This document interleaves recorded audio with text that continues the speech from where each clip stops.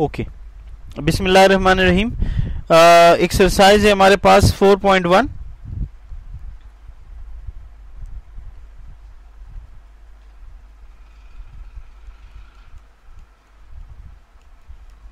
और question number है 6 और which is very very important question for 2017। ठीक है जी, पहले सवाल देखिए, बिल्कुल साफ लिखा हुआ है वेरीफाई।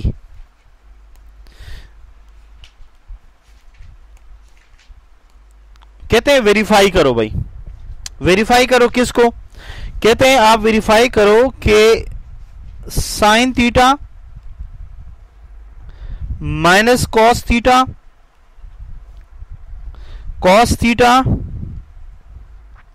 साइन थीटा,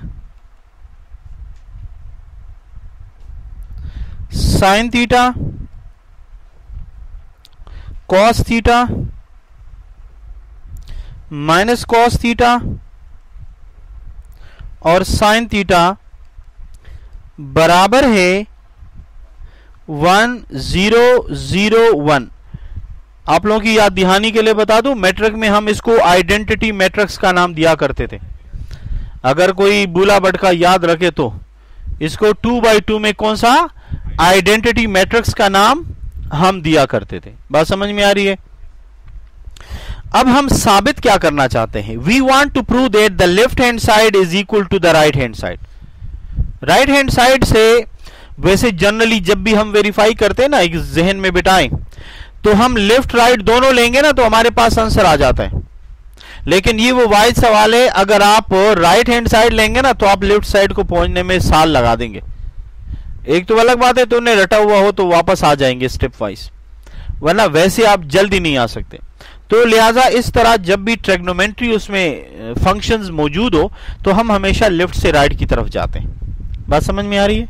तो now we are going to prove that the left hand side is equal to the right hand side.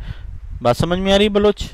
Okay, अब देखिए, सबसे पहले आप जब इसको हल करेंगे तो लिखेंगे प्रूफ। कहेंगे लेट अस कंसीडर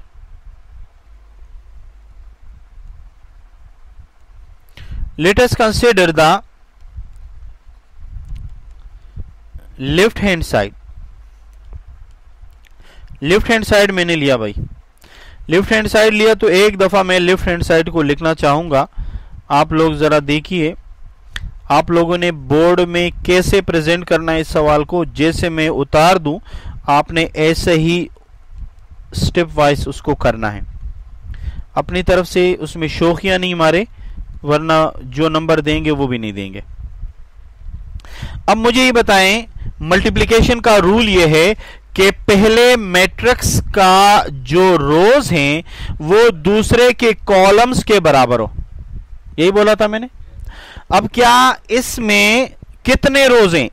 1 2, तो दूसरे वाले में कितने कॉलम होने चाहिए? 2, 1 2। बात समझ में आ रही है? अब मल्टीप्लाई का तरीका भी सिखाया था। क्या है? पहले रो को पहले कॉलम से, तो पहले रो का पहला, पहले कॉलम का पहला, पहले रो का दूसरा, पहले कॉलम का दूसरा। बस यही बोला था और यही करके दिखा रहा हूं। साइन थीटा जब साइन थीटा के साथ मल्टीप्लाई हो जाए तो साइन थीटा स्क्वायर, फिर ये माइनस जब माइनस के साथ मल्टीप्लाई हो जाए तो प्लस, और कास मल्टीप्लाई कास के साथ हो जाए तो क्या बनेगा? Cos square. किसी को कोई एतराज तो नहीं है? ओके, अब दोबारा फिर इस रो का सेकंड एलिमेंट क्या है? Minus cos theta. नजर आ रहे? Minus cos theta. और उसके बाद आपका अल्लाह भला करे, ये पहले को पहले के साथ, दूसरे को दूसरे के साथ। अगर मैं इसको इसके साथ, अच्छा फिर दूसरा वाला जाएगा तो साइन कास के साथ, तो कास के साथ पॉजिटिव है तो कास इंटू साइन। फिर इसका जो दूसरा वाला है इसके दूसरे वाले के साथ तो माइनस कॉस थीटा, और यहां पर क्या है? साइन, तो ये रहा माइनस साइन थीटा और कॉज थीटा। एक दफा फिर दोबारा रिवाइज करके आपको बताना चाह रहा हूं। मैंने क्या किया, मैंने पहले रो को पहले कॉलम के साथ, फिर पहले रो को दूसरे कॉलम के साथ। तो जरा साइन काज हैं, इसलिए जरा थोड़ा सा बच्चा कंफ्यूज भी हो जाता है। तो मैं दोबारा जरा आपको इंडिकेट करवाना चाहता हूं। पहला पहले के साथ साइन स्क्वायर आया, दूसरा दूसरे के साथ, माइनस माइनस के साथ प्लस हुआ, काज काज के साथ काज स्क्वायर हुआ। अब इस पहले का सेकंड कॉलम के साथ बारी है। तो देखें, साइन मल्टीप्लाई काज तो साइन काज, फिर दूसरा माइनस काज और प्लस साइन, तो ये दोनों माइनस साइन और काज आ गया। क्या ये दोनों आपस में कैंसिल हो गए? हो गए? ओके, अब जरा आगे चलें। अब हमारे पास बारी है सेकंड रो की। सेकंड रो को आप पहले कॉलम के साथ करें, तो इस रो का पहला काज है और इस कॉलम का पहला साइन है, तो काज इंटू साइन ये बन जाएगा कॉज थीटा और साइन थीटा। फिर इसके बाद इस रो का सेकंड, इस कॉलम का सेकंड, तो ये साइन प्लस है, ये कॉज माइनस है, तो माइनस कॉज साइन या माइनस साइन कॉज, जो आप मर्जी है लगा दे। आगे पीछे आप करना चाहें तो कर सकते हैं। अब क्या करेंगे, अब आपके पास ये वाला, ये जो सेकंड रो है, अब ये सेकंड कॉलम के साथ चलेगा।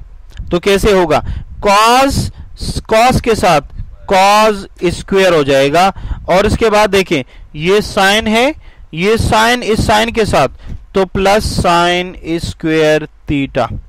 ये दोनों फिर आपस में कैंसिल हो गए। बताएं हो गए कि नहीं? अब मुझे बताएं, आप में से मैट्रिक सबने किए कि नहीं?